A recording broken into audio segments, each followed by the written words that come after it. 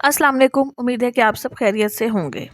आज का हमारा जो टॉपिक है वो है ग़ज़वा तबूक।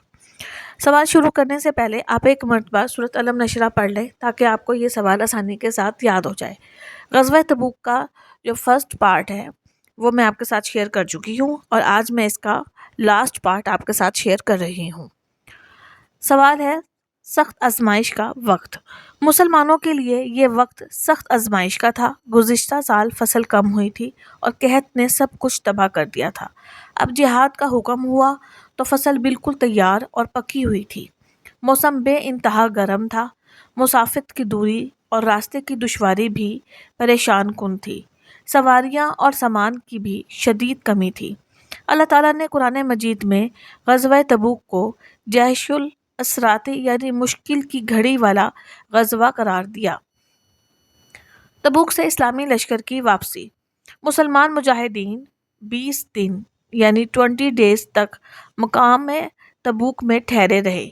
रोमी फ़ौज इधर उधर बिखर गई और उन्होंने मुसलमानों से लड़ाई मोल लेने का ख्याल दिल से निकाल दिया। यूं बगैर मुकाबला किए मुसलमान मदीना वापस आ गए। ग़ज़वा तबूक का नतीजा। मुसलमानों के अज़म और हिम्मत को देखकर काफिरों के हौसले पस्त हो गए।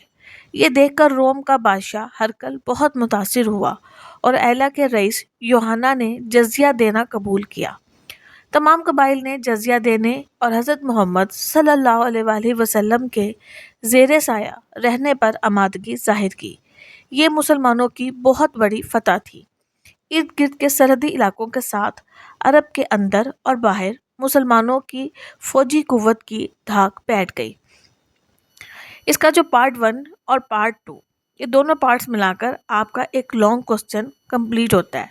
अगर आपका सवाल इस तरीके से आता है कि ग़ज़वा तबूक के बारे में तफसीली मज़मून तहरीर करें या ग़ज़वा तबूक पर नोट लिखें या ग़ज़वा तबूक से मुतल्लिक आपके पास एक तरह से ये जो शॉर्ट क्वेश्चन आंसर का पार्ट है वो मुकम्मल तौर पे आपका सॉल्व हो गया।